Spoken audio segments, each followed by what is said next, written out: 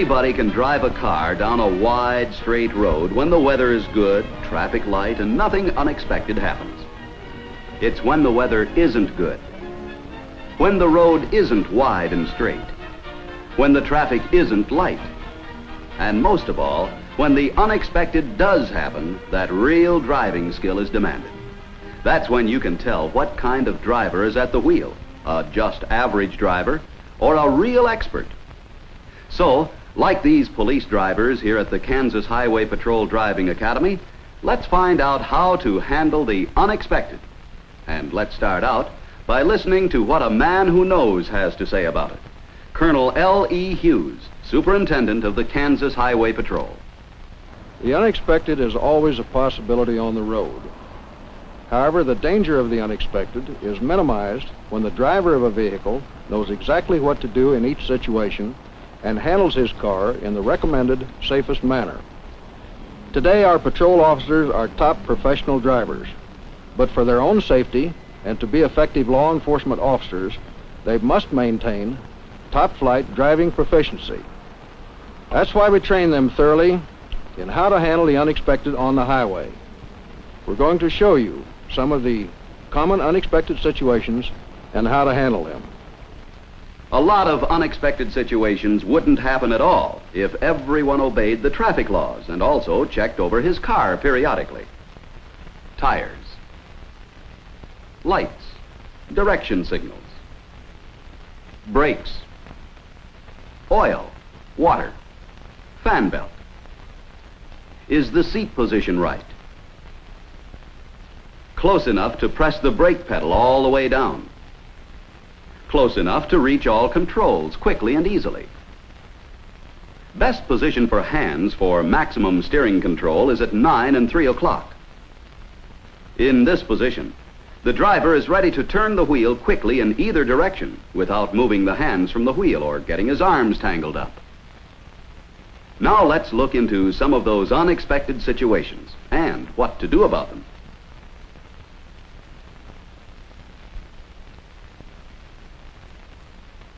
First, the unexpected skid. The road is slippery. You start to skid. What should you do?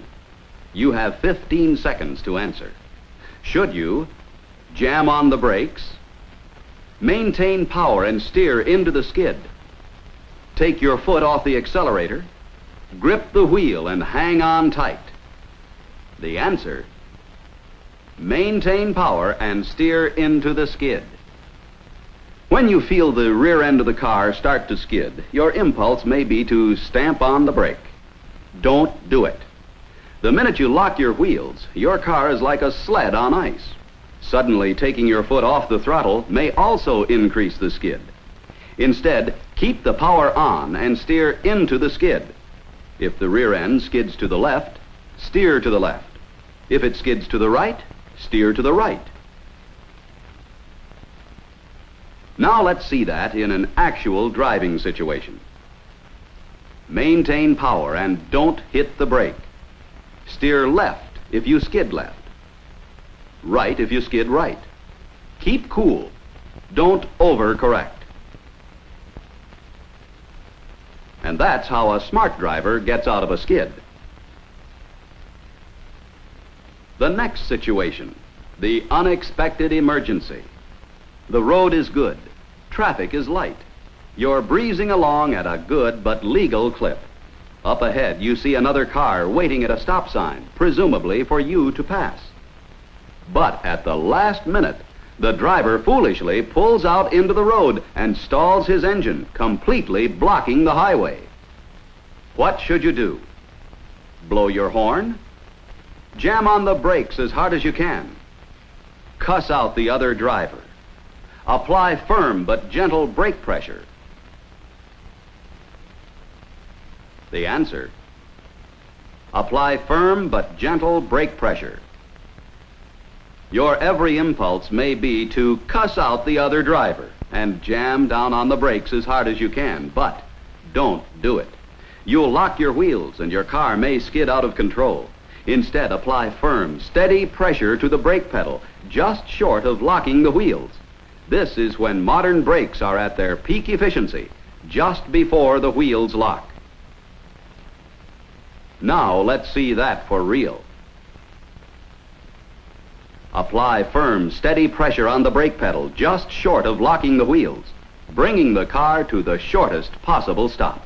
After you've stopped, hold down on the brake pedal to keep the brake light on, or blink it by working the pedal to warn traffic behind you. By doing this, you may prevent a rear-end collision. Next situation, the stuck throttle. You've just stepped down on the gas to pass another car.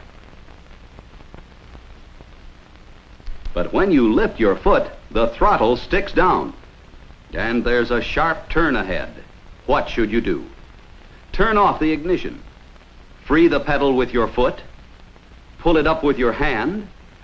Put the shift lever in neutral. Answer: turn off the ignition.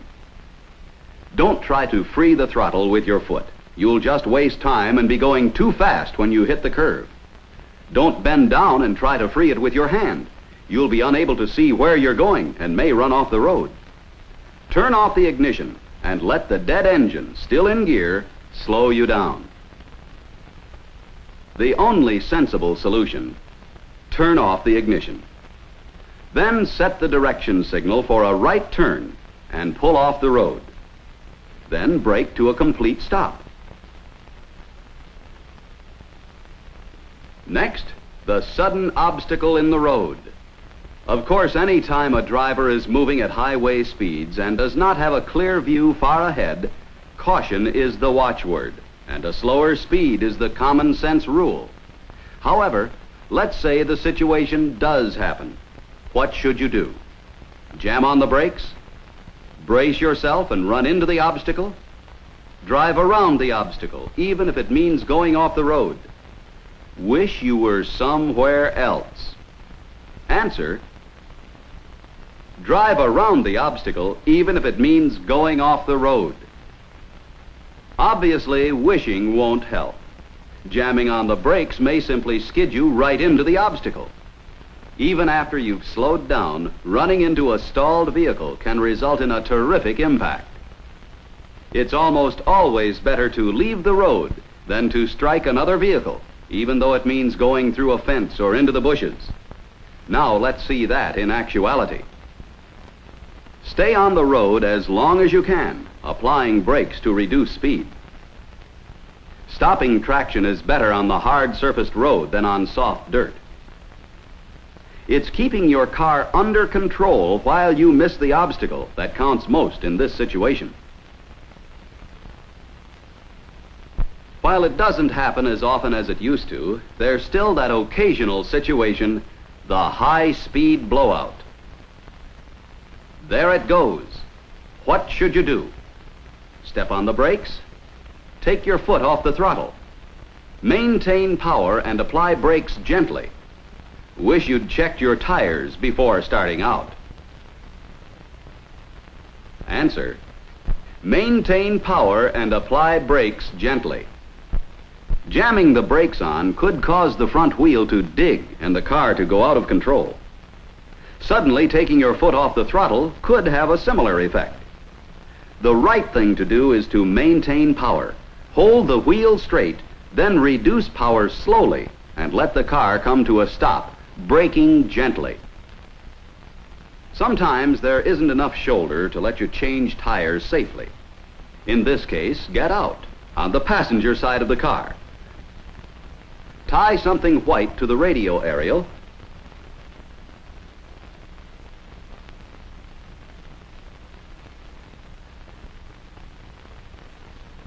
and raise the hood. These signals are recognized everywhere as signs of distress. Then there's this situation, the icy bridge. The road is wet, temperature freezing. There's a bridge ahead. Because the bridge is up off the ground, it's colder than the road and apt to be icy. So, what do? Go on as though nothing had happened? Step on the brakes gently before you reach the bridge? Step on the brakes after you reach the bridge? Answer: Step on the brakes gently before you reach the bridge. Going on as though nothing had happened may result in a serious skid when you reach the bridge. Stepping on the brakes after you're on the bridge is almost sure to throw you into a skid. The solution is reduce speed gradually before you reach the bridge. Then steer as straight as you can. Remember, too, there may be more icy patches developing all along the road. Make no sudden changes in speed or direction. Skidding may result. Next situation, stuck in the mud. You're already late for wherever you're going. You've got your best shoes on, and there's nobody around to give you a tow. What should you do? Race the engine? Let the air out of the tires? Shift rhythmically from forward to reverse? Cramp the front wheels to get out of the rut? Answer: shift rhythmically from forward to reverse and gently rock the car back and forth. Racing the engine merely causes the wheels to spin and dig themselves in deeper. Letting air out of the tires used to work when tires carried 40 pounds of pressure, but with modern low-pressure tires, it does no good. Turning the front wheels merely acts as a brake. Keep them straight. The best way out: shift rhythmically back and forth from forward to reverse and gently rock the car out of the ruts. A little patience and a sense of rhythm are the keys to success. Time your shifting to the motion of the car, rhythmically increasing the car's momentum